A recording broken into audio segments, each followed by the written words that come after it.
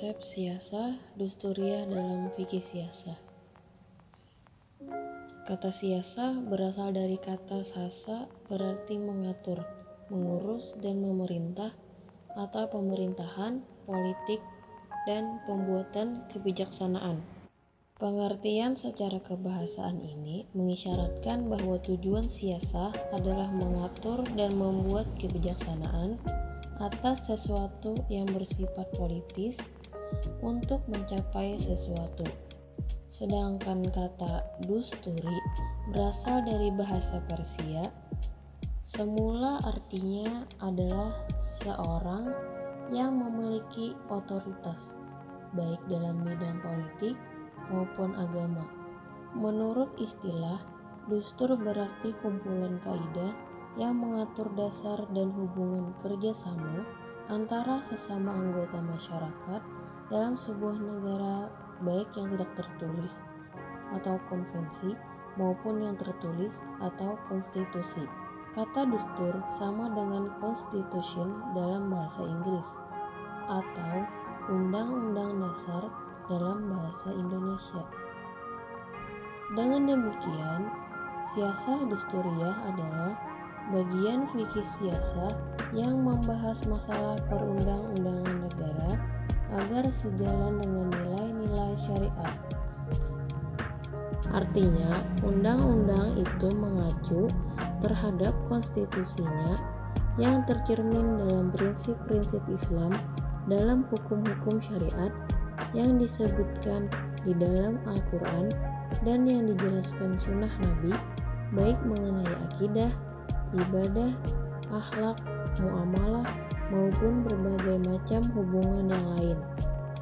Prinsip-prinsip yang diletakkan dalam perumusan Undang-Undang Dasar adalah jaminan atas hak asasi manusia setiap anggota masyarakat dan persamaan kedudukan semua orang di mata hukum, tanpa membeda-bedakan stratifikasi sosial, kekayaan, pendidikan, dan agama, sehingga tujuan dibuatnya peraturan perundang-undangan untuk merealisasikan kemaslahatan manusia dan untuk memenuhi kebutuhan manusia yang merupakan prinsip fikih siasah akan tercapai.